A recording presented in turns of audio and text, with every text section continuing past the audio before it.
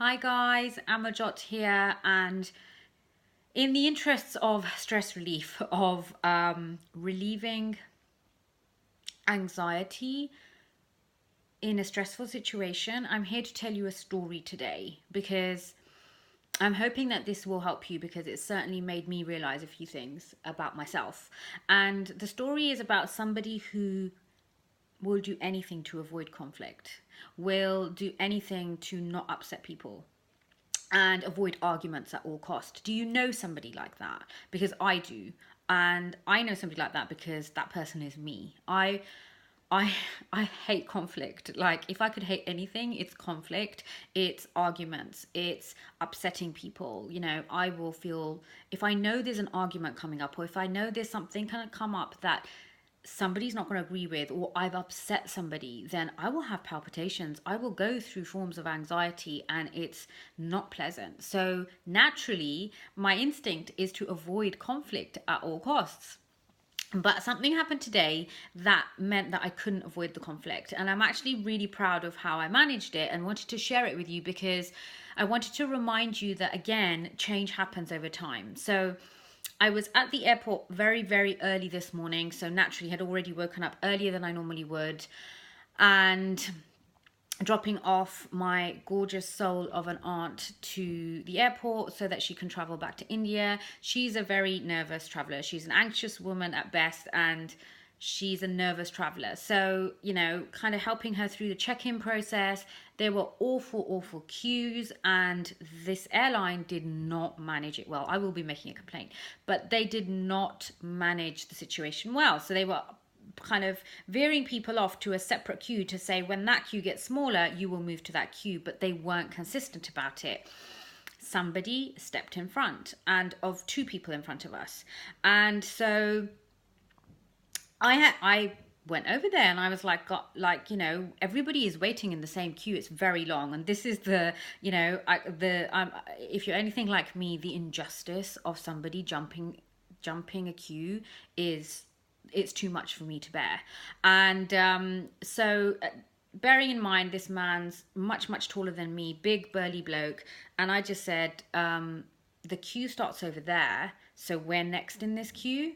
And he just said, you're talking bullshit, don't know what you're talking about, do what you want. So I said, well, I'm getting in my queue. So me and my aunt get in the queue with the luggage, and he's just being really rude. And I said, you're really rude, there's no need for that.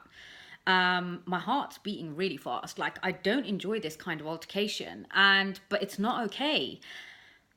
In the past, how I would have dealt with this is I would have avoided it, or I would have possibly been so angry that I would have been on the verge of tears, or I would have started crying because I didn't know how to express my anger or the injustice or to be able to stand up for myself. So I would just have avoided it completely, or would have let him pass, or I would have, if I'd raised it, I would have been really, really angry about it and wouldn't even have been able to get my words out. And I remained really, really, I guess, really calm, but I was angry and I was like, this is not okay. And there were other people in the queue behind who he was also jumping. And so I tried to explain to one of the staff that this is not okay. And he said, go and talk to my supervisor. And so I went to talk to the supervisor. And it's all very, nobody wanted to take ownership of this. And he came over with me and I said, this guy is being really rude and he's not getting out of the queue and there's people missing this.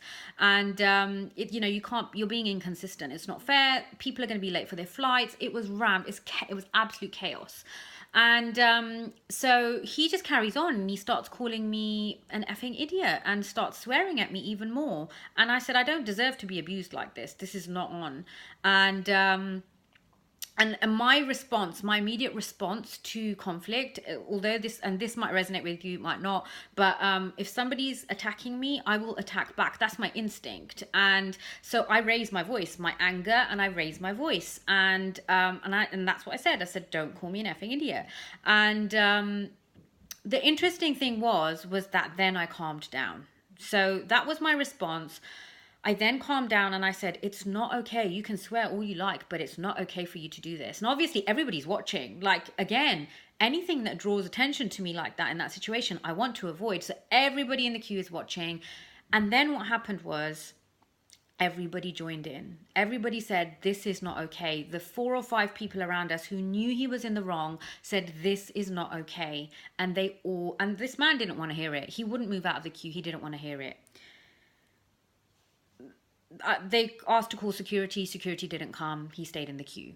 It actually doesn't matter what happened with him. What I want to share with you is what I learned, which was how much I have changed in that type of conflict situation. And I actually felt really resilient. And what does resilient mean for me? It means that I listened to what my body needed and I responded. And by my body, I mean what, my heart wanted was to stand up for myself and for the other people there and say, this is not okay, to stand up for injustice. I know it's just a queue, but it's bigger than that. And that when you stand up for yourself, other people will support you. But I didn't do that overnight. Change happens over time. And I would, and I still didn't enjoy it. I didn't enjoy that today, but I didn't get stuck in it. I didn't spend the rest of, I know I'm explaining it to you, and I did send a WhatsApp to my siblings in rage of what had happened, but then I let it go. Again, in the past, I would not have been able to let this go. I would have been simmering and angry about this all day. I would have told anybody who listened, and I would have wondered what I could have done differently, but in a way that I was beating myself up about it. Like, should I have done this? Or could I have said this to maybe for him not to respond that way? And that's out of my control. His response is out of my control. But all I can control is how I dealt with the situation. And it reminded me how far I've come.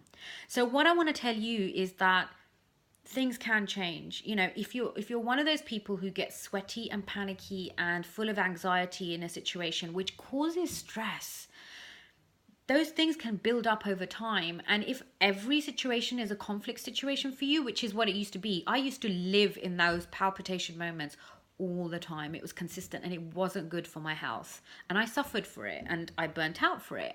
And I'm not saying that there was one way out. I did a lot of work. I know that I know how to manage my energy levels. I know that my compassion meditations, all of my other meditations, my breathing work, all of this and my mindset has helped me to become this way.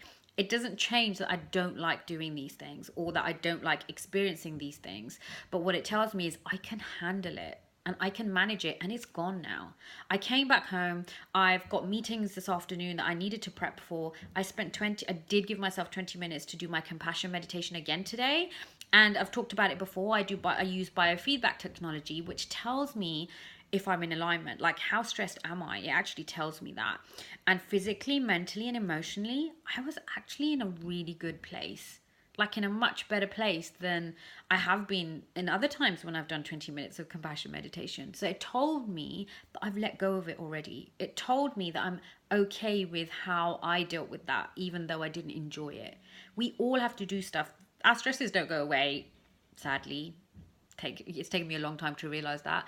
And the conflicts don't either. So I've had to deal with them in a different way. I will never enjoy conflict. There are some people who are okay with it. They thrive in it. I will never enjoy it.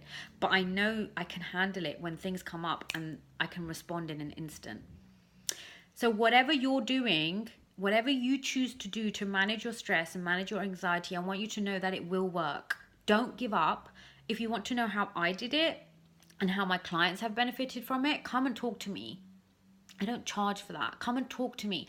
And I will share with you what I know and what I can share with you. It's up to you to do that work. But whatever you choose to do, there is so much help out there. Whatever you choose to do it consistently. Do it every day, even if it's 5 minutes every day, even if it's 10 minutes every day. Do it consistently and you will see that change over time. You really will. And also that second thing of when you stand up for yourself, when you stand up for what's right for you, other people will stand up with you too. You are not alone. I hope that's useful for you today, and I will speak to you soon. Bye.